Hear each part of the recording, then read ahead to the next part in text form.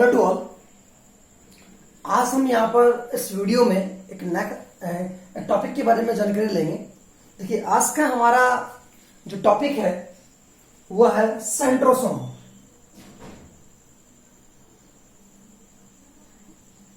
Centrosome जिसे हम लोग तारक्काई भी कहते हैं, तारक्काई,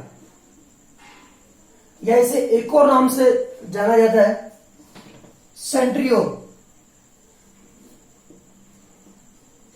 सेंट्रियोल तारक केंद्र, ठीक है। देखिए, सेंट्रोसोम कोशिका के अंदर पाया जाने वाला एक कोशिकांग है जिसका कोशिका के अंदर महत्वपूर्ण योगदान होता है। देखिए, सेंट्रोसोम की खोज ये की थी बेंडेल एंड बावेरी ने। बेंडेल एंड बावेरी ने इसकी खोज की थी, किसकी? सेंट्रोसोम की। और याद रखना, इसको सेंट्रोसोम जो नाम है, तारक्काई जो नाम दिया था वो दिया था बावेरी ने, ठीक है। तो खोज की थी बेंडेल एंड बावेरी ने, और नाम किसने दिया? बावेरी ने। तो खोज करने वाला, सेंट्रोसोम की खोज करने वाले वैज्ञानिक कौन थे? बेंडेल एंड बावेरी। और जबकि नाम दिया था किसने? सिर्फ बावेरी ने। ध्यान रखना, सेंट्रोसोम जो होता है, ये जो एनिमल सेल होती है, जंतु कोशिका, एनिमल सेल जंतु कोशिका में हमेशा प्रेजेंट होता है, ऑलवेज पाया जाएगा। लेकिन ध्यान रखना, जो प्लांट सेल होती है, प्लांट सेल, या कह सकते हैं हायर प्लांट सेल, उच्च जो पादप होते हैं, उच्च पादप जो होते हैं, उच्च प्लांट होते हैं, हायर एनिमल्स, हायर प्लांट्स जो होते हैं, उच्च श्रेणी के जो पादप होते हैं, उनमें ध्यान रखना ये एब्सेंट होता है। कौन? सेंट्रोसोम। लेकिन जो निम्न क्वालिटी के हैं या लोअर श्रेणी के जो होते हैं, निम्न, तो उनमें देखिए, जैसे कि हम बात कर सकते हैं शैवाल, एल्गी, कवक, ब्रायोफाइटा,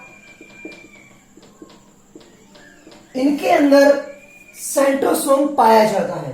देखिए, उच्च श्रेणी के पादपों में तो क्या होता है, सेंट्रोसोम जो होता है वो एब्सेंट होता है हायर प्लांट सेल के अंदर। लेकिन मैं बात करूं जो लोग निम्न श्रेणी के जो पादप होते हैं, जैसे कि शैवाल हुआ, कवक हुआ, ब्रायोफाइटा हुआ, इनके अंदर हमेशा सेंट्रोसोम प्रेजेंट होता है,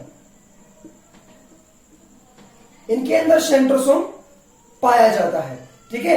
ध्यान रखना, मान लीजिए ये आपकी एक कोशिका है, ये, और ये कोशिका का क्या है? न्यूक्लियस, केंद्र। तो ध्यान रखना, ये केंद्र के 90 डिग्री के कोण पर, स्टेप से, ये 90 डिग्री के कोण पर, ये यहां पे सेंट्रोसोम पाए जाएंगे, ठीक है। 90 डिग्री के कोण पर सेंट्रोसोम पाए जाएंगे। अब ध्यान दीजिए कहां पाए जाते हैं, मैं भी आपको बता देता हूं। देखिए, वैसे तो ये केंद्रक के समीप होते हैं। कहां होते हैं? केंद्रक के समीप। अब ध्यान रखना, केंद्रक के समीप दो बिंदु के समान जो अंगक होते हैं, ये दो बिंदु के समान जो अंगक होते हैं, इनको हम लोग क्या बोल देते हैं? सेंट्रोसोम बोल देते हैं। लेकिन ध्यान रखना, इन दोनों बिंदु के समान जो अंगक है, इनको सम्मिलित रूप से तो हम लोग बोलते हैं सेंट्रोसोम। लेकिन ध्यान रखना, इन दोनों को हम लोग बोलते हैं सेंट्रियोल, ठीक है।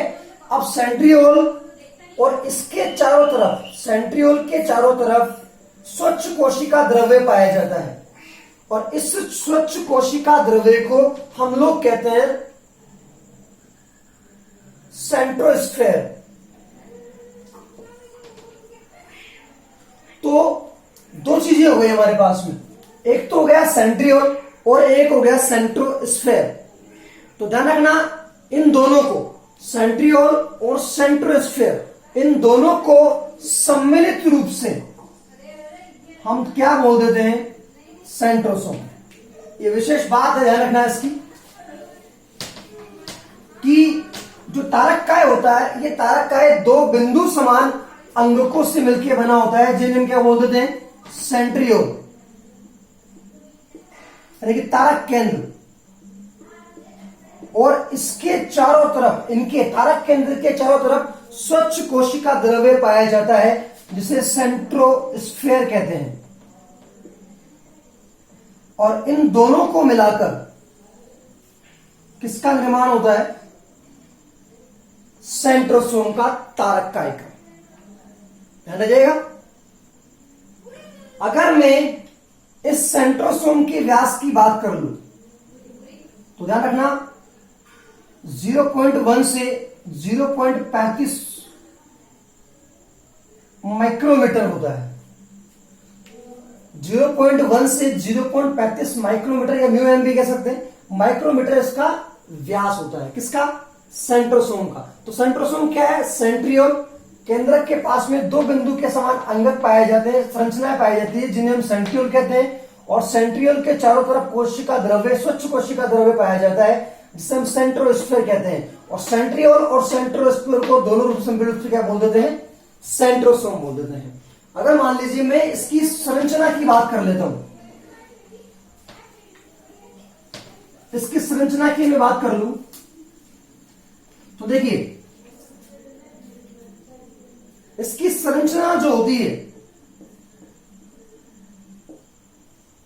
वो बैलगाड़ी के पहिए के समान या सिलेंडर के समान, बैलगाड़ी के पहिए के समान इसकी संरचना होती है। कार्टव्हील बोल सकते हैं हम लोग, बैलगाड़ी का पहिया। तो बैलगाड़ी के पहिए के समान इसकी संरचना होती है। अब देखिए किस टाइप से होती है। इसमें क्या होता है कि 9+0 व्यवस्था पाई जाती है।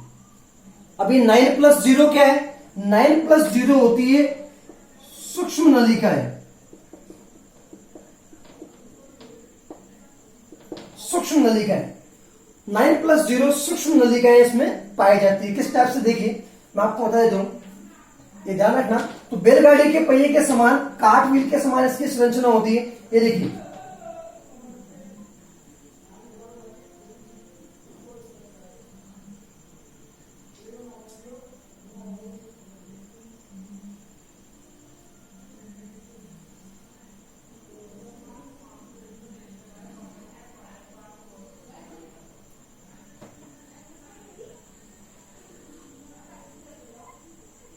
ये स्टेप्स, ये पूरे 9 तंतु होते हैं। ये 9+0 है ना, तो ध्यान रखना ये क्या है, 9+0 क्या है, सूक्ष्म नलिकाएं हैं। और ध्यान रखना 9 सूक्ष्म नलिकाएं परिधि की होती है। 1 2 3 4 5 6 7 8 9, तो 9 हो गई। तो 9 सूक्ष्म नलिकाएं परिधि की ओर होती है। ध्यान रखना एक सूक्ष्म नलिका, ध्यान रखना ये जो सूक्ष्म नलिका होती है एक 9 परिधि की ओर है, तो ये हम बोल सकते हैं 3 उप सूक्ष्म नलिकाओं से मिलकर बनी होती है। 3 उप सूक्ष्म नलिकाओं से मिलकर बनी होती है। ये जो एक नलिका है, ये एक नंबर नाम दे दिया मैंने उसको, ये 2, ये 3, ये 4, ये 5 6 7 8 और ये 9। एक सूक्ष्म नलिका 9 है, तो 9 सूक्ष्म नलिकाएं जो है परिधि की ओर होती है। और 9 सूक्ष्म नलिकाएं जो होती है, प्रत्येक एक सूक्ष्म नलिका 3 उप सूक्ष्म नलिकाओं से मिलकर बनी होती है। इस टाइप से देखिए, 1 2 और 3, 1 2 और ये 3, 1 2 3, 1 2 3, 1 2 3, 1 2 3, 1 2 3, 1 2 3, 1 2 और 3। तो प्रत्येक सूक्ष्म नलिका 3 उप सूक्ष्म नलिकाओं से मिलकर बनी होती है। इसे हम लोग नाम देते हैं A B C, A B C। इस टाइप से 3 है, A B C। तो ध्यान रखना कि एक सूक्ष्म नलिका जो होती है 3 उप सूक्ष्म नलिकाओं से मिलकर बनी होती है। और इसका जो एक सूक्ष्म नलिका है वो जुड़ी होती है किससे? सी से, इस टाइप से। एक किससे जुड़ी रहेगी? सी से, इस टाइप से जुड़ी रहेगी। ए जुड़ी रहती है सी से, इस टाइप से। एक किससे जुड़ी हुई है? सी से। तो इस टाइप से पूरी संरचना इसकी बनी होती है, ध्यान रखना। अब यहां पर जीरो की बात कर लेते हैं। जीरो का मतलब होता है सेंटर। देखिए जीरो, यहां पर जो ये बीच वाला भाग है, ये वाला भाग, ये कहलाता है सेंट्रल हब।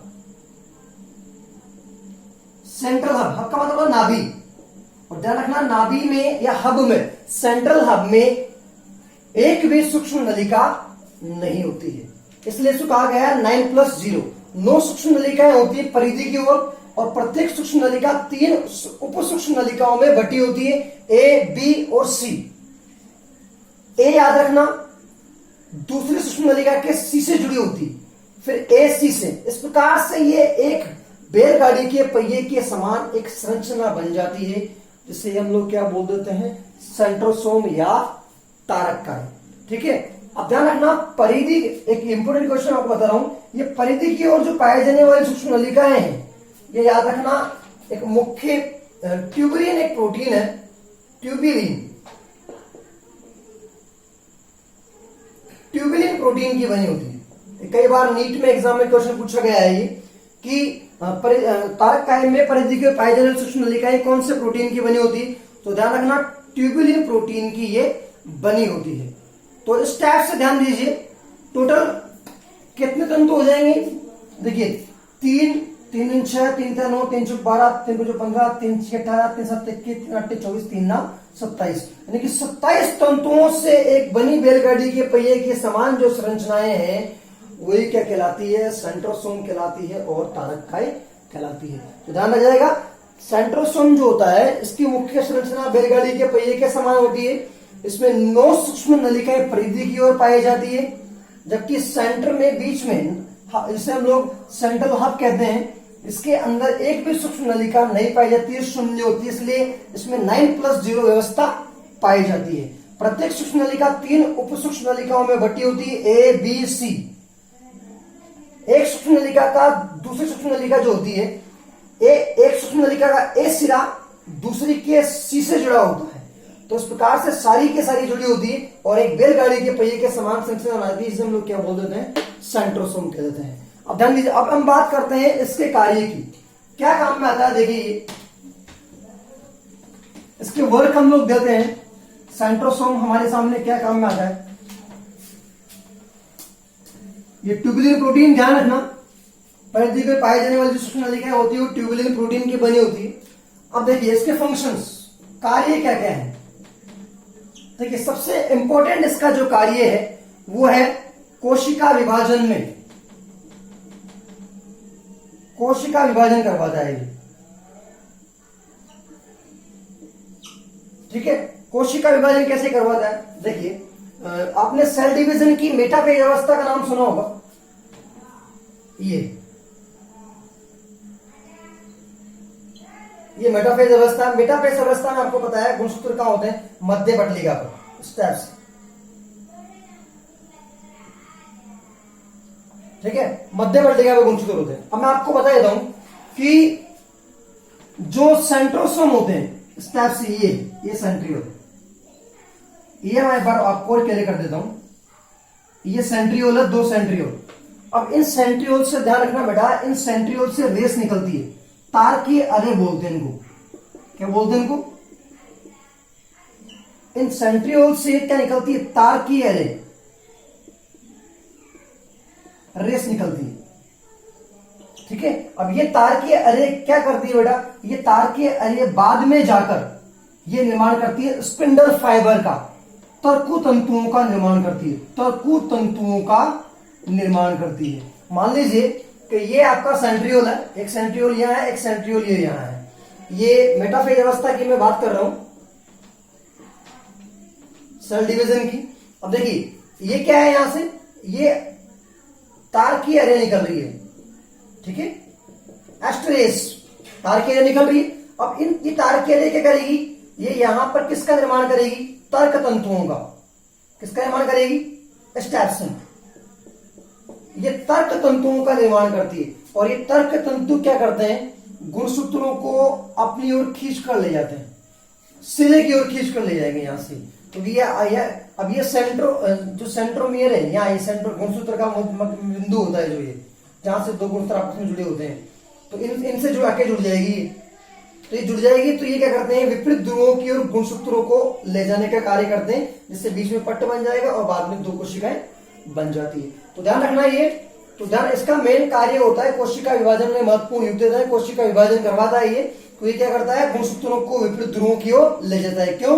क्योंकि सेंट्रोमियर से तार की अरे निकलती है, और तार की अरे बाद में जाकर किसका निर्माण करती है, वो तर्क तंतुओं का निर्माण करती है, और तर्क तंतु क्या करते हैं, सेंट्रोमियर से गुणसूत्र के सेंट्रोमियर जाते हैं और गुणसूत्र को विपरीत ध्रुवों की ओर ले जाते हैं। तो कोशिका विभाजन में इसका एक महत्वपूर्ण कार्य है। दूसरा कार्य इसका है बेसल बॉडी।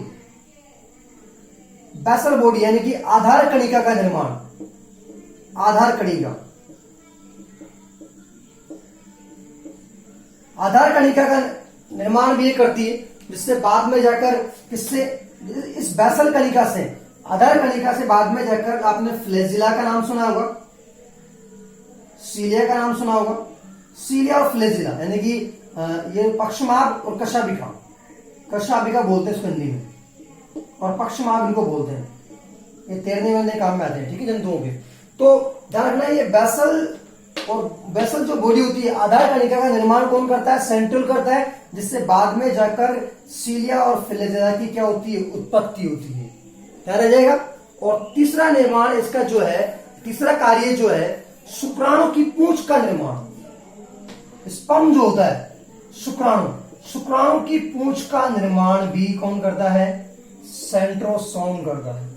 तो ये इसके मुख्य कार्य थे, तीन मुख्य कार्य क्या है, कोशिका विभाजन में सहायता प्रदान करता है, कोशिका विभाजन करवाता है, आधार कणिका बेसल कणिका का निर्माण करेगा, जो बाद में जाकर फ्लैजिला और सीलिया की उत्पत्ति करेगी, और तीसरा है स्पर्म की पूंछ का निर्माण भी कौन करता है, सेंट्रोसोम करता है। तो इसका मुख्य कार्य देखिए, इसका मुख्य कार्य क्या है, इसका मुख्य कार्य, क्योंकि इससे जो सेंट्रियोल होता है, इससे तार की अरे निकलती है, इस पर तार की अरे निकलती है, और तार की अरे क्या करती है, बाद में जाकर तर्कों तंतुओं का निर्माण करती है, जो गुणसूत्रों को विपरीत ध्रुवों की ओर ले जाते हैं। तो इसका मुख्य कार्य है, कोशिका विभाजन में महत्वपूर्ण योगदान ये देता है। इसकी हमने संरचना पढ़ी, इसके कार्य पढ़े। नेक्स्ट वीडियो में हम लोग नेक्स्ट टॉपिक के बारे में चर्चा करेंगे। Thank you.